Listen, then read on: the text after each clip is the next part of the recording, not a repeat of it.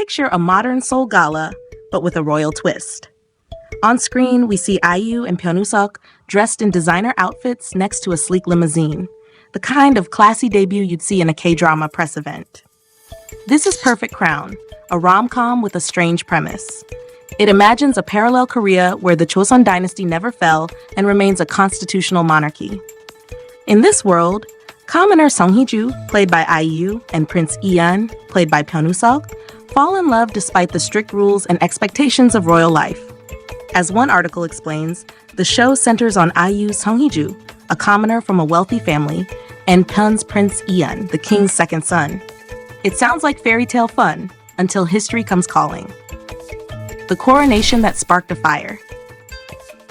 Now imagine the build-up. It's the season finale, and Grand Prince Byeon is finally crowned. The camera zooms in on a grand throne room, drums roll, and all eyes are on the king. But as viewers scrutinize the details, something feels off. In this scene, the drama's 11th episode aired May 15, the new king wears a kuryumyeolgwan, a ceremonial crown with 9 tassels on each side. That's not tradition. Historically, a Korean emperor would wear a crown with 12 tassels. A 9-tasseled crown was for lesser royalty or tributary lords, not an independent emperor. At the same time, the court officials chant "Chuncheonse," roughly, long live 1,000 years. Even non-historians can sense it. For a king, Koreans traditionally shout "manse," meaning 10,000 years. Historical dramas often gloss over realism, but here critics cried foul. After all, Perfect Crown portrays a fully independent Korean monarchy, not a subject state of China. So many fans and historians winced. Chanting "Chuncheonse" and crowning a sovereign with a vassal's regalia seemed to undermine Korea's own sovereignty. In this screenshot from the episode, officials chant "Chuncheonse," exactly the phrase that ignited the debate. In Korean history, this term was never meant for a true king of Joseon. Viewers quickly noted that the drama's writers had confused 2 very different worlds: the pre-1895 Sinocentric tributary system versus a modern sovereign empire. These weren't typos. They were choices that many felt deserved a second look. Public outcry and petitions. Word of the error spread on social media. Fans of history and national pride took to Twitter and online forums, virtually waving banners that Perfect Crown had crossed a line. Comments ranged from, "This is a fun story, but that was a huge mistake," to "How could they get this wrong?" At this point, the Korean public debate kicked in. Was it just sloppy research or something deeper? One multi-part petition on the National Assembly website summed up the outrage. Its title, roughly translated, was Petition Requesting Suspension of a Drama Accused of Historical Distortion and China's Northeast Project Controversy. By May 26, the petition had smashed past 52,000 signatures. In Korea's system, 50,000 signatures in 30 days automatically triggers a parliamentary review. Hitting that number meant politicians couldn't ignore the issue. In other words, the coronation scene had turned into a national affair. Some petitioners charged that Perfect Crown was indiscriminately using Chinese-style costumes and vocabulary, playing into historical distortions propagated by China's Northeast Project. The Northeast Project is a Chinese state program accused of rewriting Korean history in China's favor. The petition demanded the drama be halted and pulled from streaming, arguing it could justify those foreign interpretations. Screen grabs of the petition site showed a count well over 50K, with earnest comments like, "We must protect our history, and don't let this be brushed off." Meanwhile, global K-drama fandom buzzed. On Perfect Crown's discussion boards, some international fans were surprised such nitpicking could cause a fuss. A few pointed out that, technically, Joseon did use the 9-tassel crown and cheonse in history. But others replied that context matters.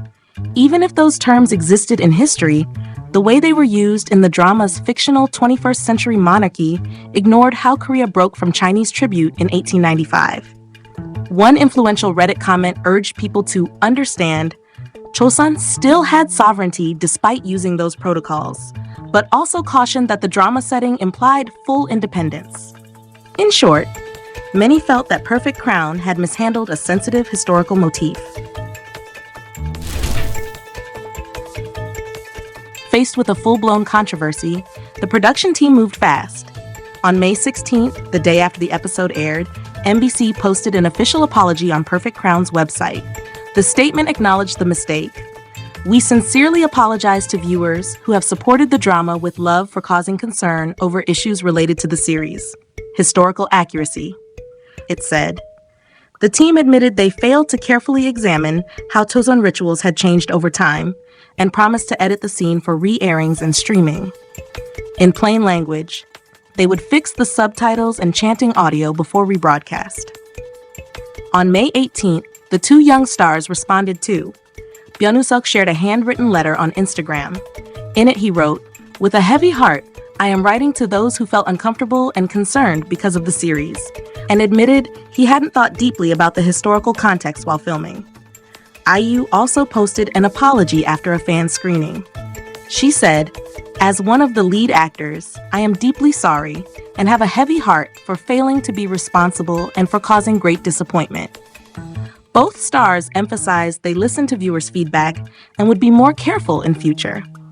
What's notable is how quickly everyone bowed to accountability. In a culture where fans often rally behind idols, IU and Byeon were keen to show humility. At a birthday event, which happened to be IU's birthday on May 16, she told fans that if anyone was upset, that is entirely my fault, and she'd strive to learn from the criticism. These personal apologies, combined with the official statement, framed the response as cooperative, not combative. Even so, the petition drive kept going until late June to let lawmakers take up the case. Why the drama hits a nerve. To many outside Korea, it may seem surprising that a fictional alternate history romance drama can provoke this much ire. But Koreans understand that history, especially Korea's relationship with China, is fraught. The Joseon dynasty did use Chinese-style protocols for centuries under the Sinocentric system, but losing that link in 1895 was a proud moment of full sovereignty. Using a vassal state ritual in a drama about an independent Korea felt, to some, like revisiting old humiliations. Beyond the specific ceremony, Perfect Crown also raised eyebrows earlier. For example, a tea scene between IU's character and the Queen Dowager used etiquette straight out of Chinese tea culture, like pouring water off to the side, which aficionados noticed as well. And just the very idea of a 21st century class-based monarchy had people debating whether it's appropriate or just a fun fantasy. One columnist even noted that Gojong had abolished Korea's caste system in 1894, so seeing aristocrats snub commoners in the show was a fresh pinch of tension. The larger context is the fear of cultural intrusion. The petition framed the issue as not just a mistake, but an invasion of media content. Korea's modern identity is tightly linked to its democratic system and proud history. In this case, the petition explicitly linked the scene to China's Northeast Project, which some Koreans view as a propaganda campaign that appropriates Korean heritage. By saying the drama played into that project's distortions, petitioners were warning of slippery slopes. If even a fun romance drama normalizes outdated rituals, what's next? This heated debate reflects a deeper anxiety about how Korean culture is represented at home and abroad. Yet others cautioned restraint. Some commentators pointed out that Joseph should be allowed creative freedom, and that context is key. Yes, Joseon rulers once did lower their titles in tribute to China, and they even chanted similar phrases. But those historical facts don't automatically make the series wrong. They make the story's what-if twist more complex. One Korean article cited experts saying, using a 9-string crown and Cheonse chant didn't prove Joseon was forever a vassal. Instead, it was part of diplomacy. From that angle, the fuss might be seen as overreaction. Industry insiders worried that canceling a popular show just because of outcry could discourage future projects. After all, Perfect Crown had already scored a strong 13.8% viewership rating by the finale and was doing well globally on streaming. Fiction versus fact. So here we are at the end of our storytelling session. What can we take away? Perfect Crown may have been a fun romantic fantasy, but it inadvertently became a flashpoint for national pride and historical fidelity. A single scene stirred tens of thousands of people to demand accountability. The network promised fixes, the stars said sorry, and the debate has wound its way into Parliament. Ultimately, It's a reminder of the tricky line creative works walk. Alternate history might let writers bend facts, but audiences remember the real past. As one netizen put it, historical fiction should do better research. Or to flip it, should writers be blamed for making mistakes, or should fans let them know? In Korea's case, they chose the former route, loud, official, and very serious. So next time a drama mixes dragons with democracy, keep an eye out. The monarch might be fictional, but the response can be very real.